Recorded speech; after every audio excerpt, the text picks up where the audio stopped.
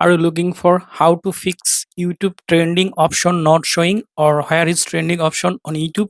In this video, I show you how to fix YouTube trending option not showing problem. For solving this problem, go to Play Store, search for YouTube app,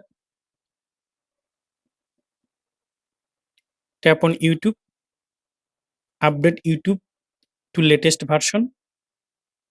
Now go to settings, scroll down, then go to apps. Now search for YouTube app,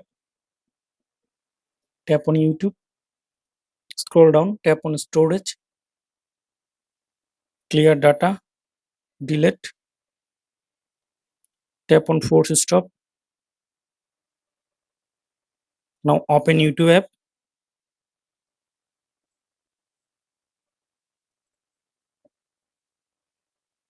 Now tap on campus icon.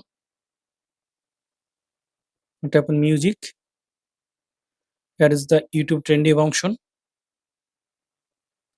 Thanks for watching. Don't forget to subscribe. Thomas Guide.